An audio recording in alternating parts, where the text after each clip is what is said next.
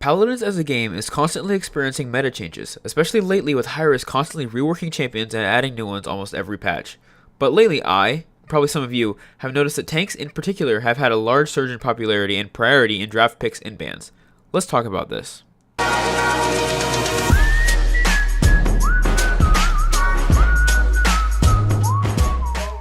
Now, don't get me wrong, tanks have always been popular, but when I started playing Paladins back in fall of 2016, I remember when it used to be a 1-tank meta.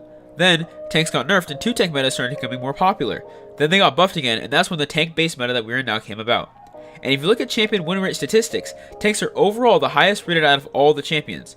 But I want to dive in and really figure out why tanks have increased in popularity so much over the last few patches we have seen. Now, before we start, meta does have a lot of nuance to it, so I will most likely miss things here and there, but hopefully I can get my point across correctly. One of the first and largest points is that tanks were not only buffed, but buffed during the already popular double tank meta. Double tank meta became so popular because tanks like Fernando and Barret received nerfs that made it harder for them to survive on point. So, bringing in a second tank to add another shield, add more damage, or just another body to soak up damage helped with the survivability issues. But when Hi-Rez began to buff these tanks again, often with more health or damage, players began to notice that tanks could do more. They could do similar damage as damage champions, with twice the health, so they could sit on point and eat damage while dishing out tons of their own. Now, trying to run a solo tank comp is very difficult, as it feels like there are two more damage dealers on point with large pools of health included. But I don't think this is the only reason tanks have become so popular, so let's keep going.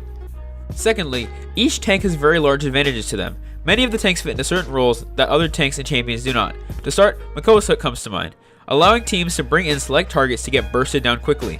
Not to mention if you run his bonus damage legendary, he can easily end low targets instantly. Ashe has the largest amount of base health at 5,300, 2,000 more than the lowest health tank, Barret. This massive amount of health allows Ashe to survive a lot longer than other tanks, and she can deal a decent amount of damage as well. Nara's wall can be used in many ways such as a shield, trapping enemies in for a kill, or preventing enemies from entering a certain area. Ruckus is a tank version of Viktor, and can deal tons of damage.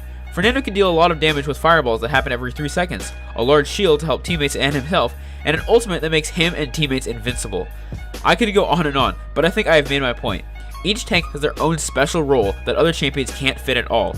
But I have one more idea that as to why tanks have become so popular. Last but not least, there is a lack of tank countering champions, or the tank countering champions have been nerfed. Now, there are a few champions that thrive against tank / point heavy comps, such as Bomb King, Drogoz, Willow, and Sha Lin.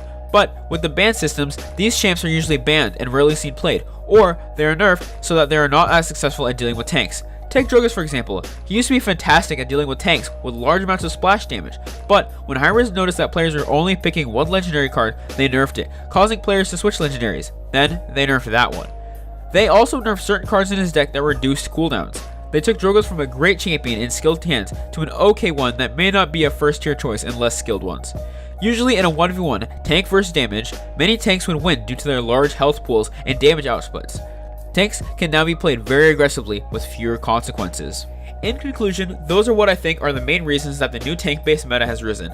Tanks were buffed after double tank meta became so popular. Each tank has individual skills not found in other champions, and there's a lack in tank countering champions, or the tank countering champions have been nerfed. But I want to hear what you think. Let me know in the comments below. Until next time, peace.